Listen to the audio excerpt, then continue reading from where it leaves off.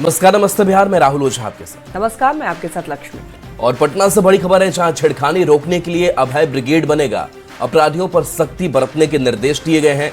पटेल भवन में पुलिस अफसर के साथ बैठक हुई।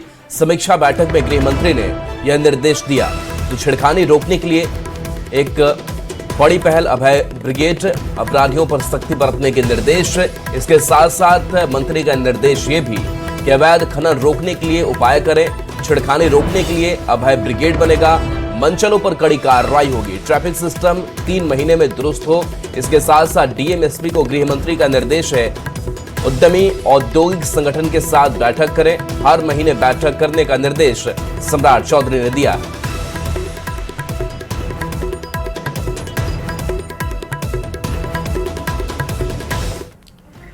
बिहार में 1 करोड़ युवाओं को नौकरी और रोजगार के लक्ष्य को भेदने के लिए सीएम नीतीश ने बड़ा ऐलान किया है।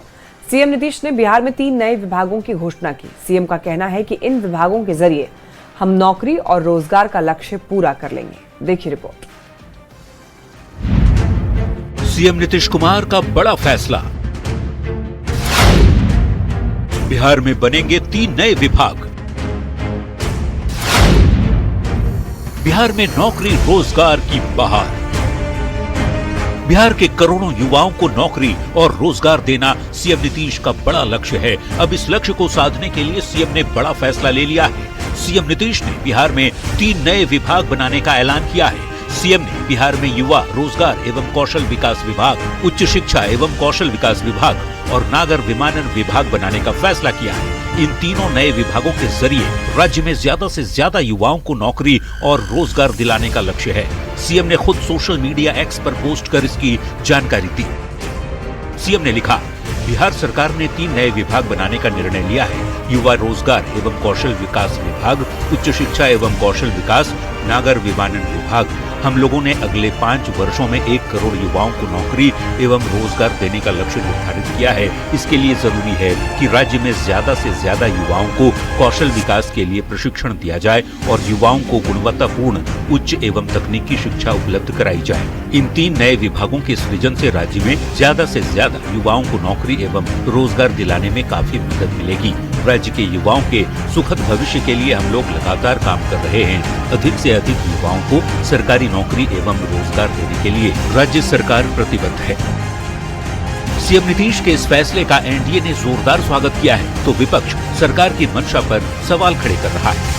फैसले के साथ 1 करोड़ नौकरियों और रोजगार के वायदे पर जमीनी तौर पर काम करना हमने शुरू कर दिया। 1 करोड़ रोजगार और नौकरियों का उसको पूरा करने के लिए सरकार कृत संकल्प है। इसी कारण से 3 नए विभागों का सृजन किया गया है, 3 नए मंत्रालयों का सृजन किया गया है। विमानन विभाग 1 करोड़ नौकरी का वादा है, रोजगार का वादा है। ये तो तेजस्वी यादव जी का देन है कि नौकरी पर बात अब ये सरकार कर रही है एनडीए की। पिछले 20 वर्षों में बिहार के तमाम विभागों में लाखों रिक्त पड़े पदों पर तो बहाली कर नहीं पाए और 3 नए विभाग बना लिए। अरे नीतीश जी, ये खाली झोरा कब तक घुमाते रहिएगा?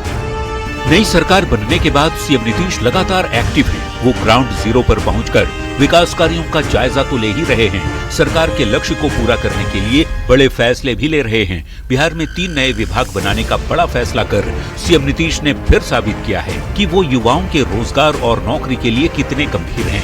सीएम ने साफ किया है कि उनकी सरकार का लक्ष्य अगले 5 साल में 1 करोड़ युवाओं को रोजगार देने का है और इस बड़े लक्ष्य को पूरा करने की मुहिम में सीएम नीतीश जी जान से जुट गए हैं। न्यूज़ 18 के लिए पटना से शैलेंद्र कुमार की रिपोर्ट। बिहार विधानसभा के शीतकालीन सत्र से तेजस्वी यादव के गैरहाजिर रहने पर एनडीए के नेता सवाल पूछ रहे हैं। एनडीए के नेताओं ने कहा है कि तेजस्वी यादव विधानसभा और नेता प्रतिपक्ष के पद को गंभीरता से नहीं लेते। इन्हें पद छोड़कर किसी और को मौका देना चाहिए।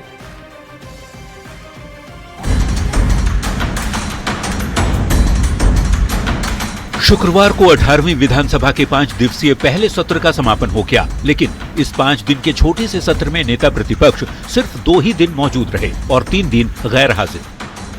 और लोकतंत्र में जिनको विश्वास नहीं वो सदन से गायब थे। यही वजह है कि शीत सत्र में सबसे बड़ा मुद्दा बना नेता प्रतिपक्ष तेजस्वी यादव की लगातार अनुपस्थिति। कुछ नहीं, न वो पढ़ाई में रुचि लिए, न क्रिकेट में रुचि लिए, न सदन से रुचि रख रहे हैं। बस उनको जो है ट्विटर और जो है टूर से संबंध रखते हैं। सदन में तेजस्वी की गैर मौजूदगी को लेकर सत्ता पक्ष के नेताओं ने खूब सवाल उठाए। पूछा, क्या राहुल गांधी की राह पर चल पड़े हैं तेजस्वी यादव?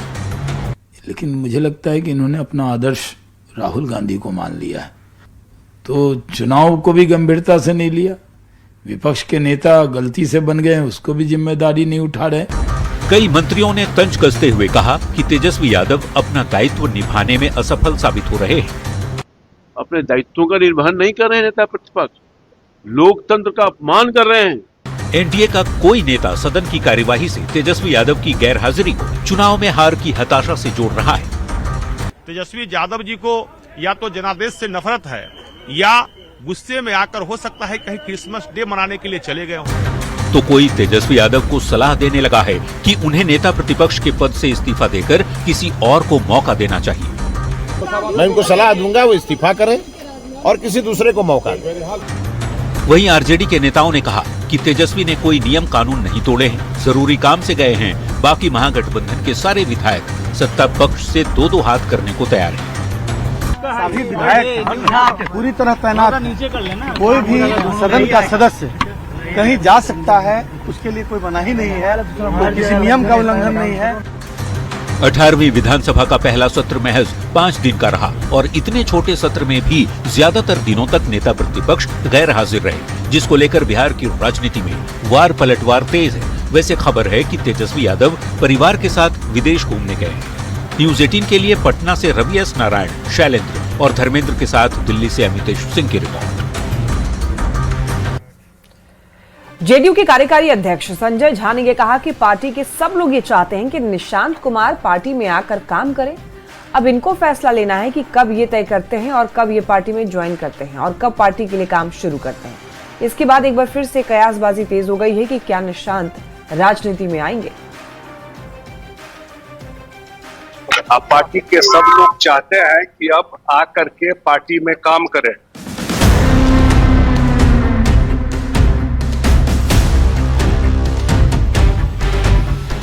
क्या राजनीति में आएंगे निशांत? बिहार के राजनीतिक गलियारे में ये सवाल एक बार फिर हिलोरे मारने लगा है। कयासबाजी तब तेज हुई जब जेडीयू के कार्यकारी राष्ट्रीय अध्यक्ष संजय झा ने निशांत को लेकर एक बड़ा बयान दे दिया। संजय झा ने कहा, पार्टी के सब लोग चाहते हैं कि निशांत कुमार पार्टी में आकर काम करें। अब इनको फैसला लेना है कब यह तय करते हैं और कब ये पार्टी में ज्वाइन करते हैं और कब पार्टी के लिए काम शुरू करते हैं। पार्टी के लोग, अब पार्टी के शुभचिंतक, पार्टी के समर्थक, अब पार्टी के सब लोग चाहते हैं कि अब आकर के पार्टी में काम करें। हम सब लोग चाहते हैं, अब इन्हीं को फैसला लेना है कि कब ये तय करते हैं और पार्टी में काम करते हैं। संजय झा ने पटना एयरपोर्ट पर ये बयान निशांत की मौजूदगी में दिया। वैसे निशांत पहले की तरह इस सवाल का जवाब बिना दिए आगे बढ़ गए। क्या कहिएगा? कुछ इच्छा है आपकी? इच्छा है। लेकिन संजय झा के बयान के बाद कयासबाजी तेज हो गई कि क्या राजनीति में आएंगे निशांत। बिहार के सीएम नीतीश कुमार के बेटे निशांत कुमार अपने नाम की तरह बेहद शांत स्वभाव के हैं। नीतीश कुमार के बेटे निशांत न तो सक्रिय राजनीति में हैं और न ही वे राजनीतिक मंचों पर ही कभी दिखे हैं। पारिवारिक कार्यक्रमों की कुछ तस्वीरें जरूर कभी कभार सामने आ जाती हैं। वैसे राजनीतिक मंच और सवालों से किनारा करने वाले निशांत कुमार ने पिछले 1-1.5 साल में राजनीति के मुद्दे पर कई बयान जरूर दिए। अपने पिता के काम की तारीफ की, चुनाव से पहले पिता के लिए लोगों से समर्थन की अपील की और नीतीश कुमार के फिर से मुख्यमंत्री बन जाने के बाद जनता का आभार भी जताया है। ऐसे में संजय झा के बयान के बाद ये सवाल उठना लाजिमी है कि क्या वाकई राजनीति में आएंगे निशांत। न्यूज 18 के लिए पटना से धर्मेंद्र कुमार के साथ bureau report. CM Nitish Kumar की शख्सियत अब दुनिया में फैल रही है। वर्ल्ड बुक ऑफ रिकॉर्ड्स ने 10वीं बार सीएम पद की शपथ लेने के बाद उन्हें बधाई पत्र भेजा है। वर्ल्ड बुक ऑफ रिकॉर्ड्स ने इसे लोकतंत्र के इतिहास में अद्वितीय उपलब्धि बताया है। सीएम नीतीश की इस उपलब्धि पर एनडीए को नाज है, ये रिपोर्ट दिखाते हैं।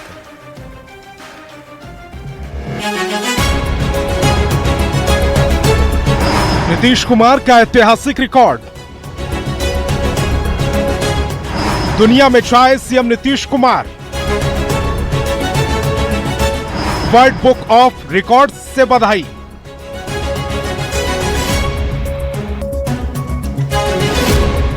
बिहार के सीएम नीतीश कुमार ने इतिहास रच दिया है। सीएम नीतीश ने ऐतिहासिक रिकॉर्ड कायम कर दिया।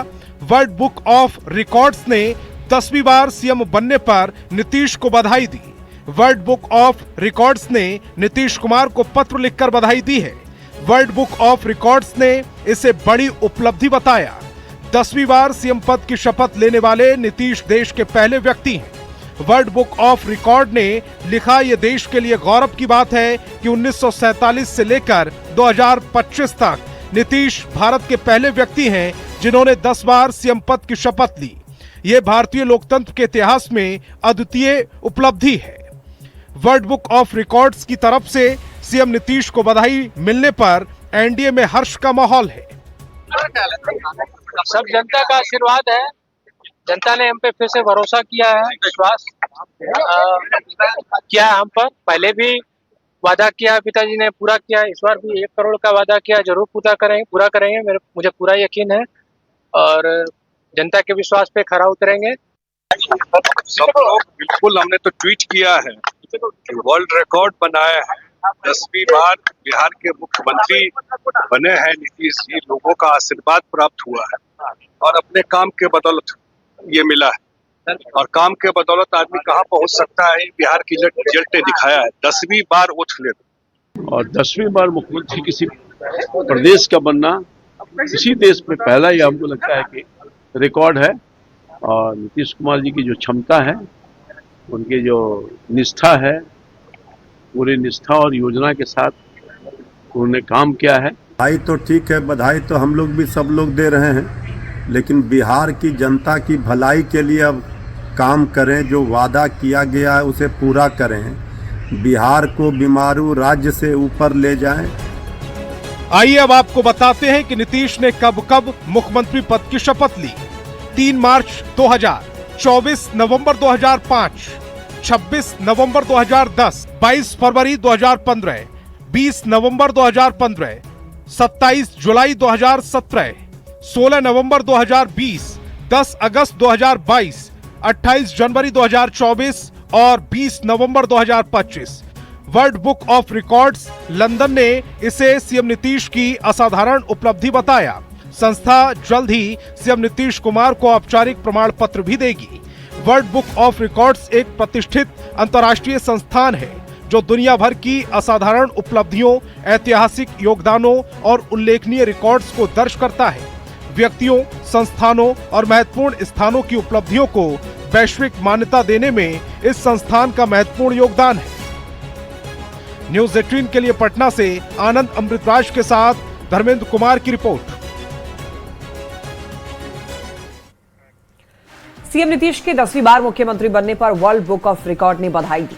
इसे लेकर एनडीए नेताओं में उत्साह का माहौल है। राष्ट्रीय लोक मोर्चा के राष्ट्रीय अध्यक्ष और राज्यसभा सांसद उपेंद्र कुशवाहा ने यह कहा कि नीतीश कुमार बधाई के पात्र हैं और बिहार की जनता का लगातार आशीर्वाद उनको मिल रहा है। बीजेपी सांसद विवेक ठाकुर ने भी सीएम को बधाई दी। उन्होंने कहा कि बिहार के पहले मुख्यमंत्री का जो कार्यकाल रहा था उसे लोग मापदंड मानते थे, लेकिन नीतीश कुमार ने उनका रिकॉर्ड तोड़ा है। बिहार का जब आधुनिक इतिहास लिखा जाएगा तो ये दोनों युग पुरुष का नाम जरूर आएगा। निश्चित रूप से नीतीश कुमार जी बधाई के पात्र है ही।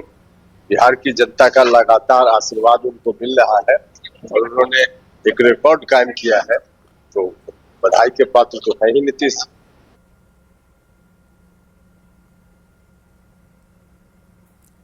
नए बिहार के निर्माता पहले बाबू श्री कृष्ण सिंह को बुलाया जाता था। उसके बाद का कालखंड में बिहार ध्वस्त हो गया और पुनर्निर्माण का काम जो है नीतीश जी के कालखंड में चला।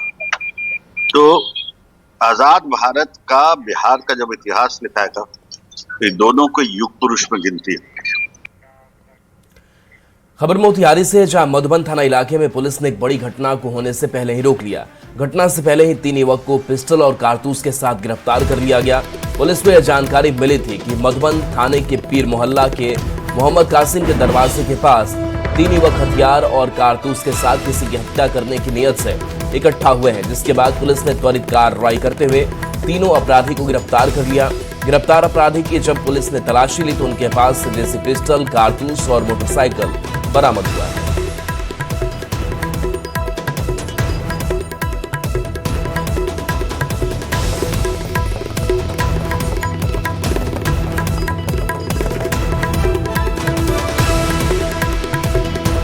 मोतिहारी से बड़ी खबर, जहां पुलिस एक्शन में दिखाई दी। घटना होने से पहले यह एक्शन हुआ। हथियार के साथ तीन युवक की गिरफ्तारी इस मामले में।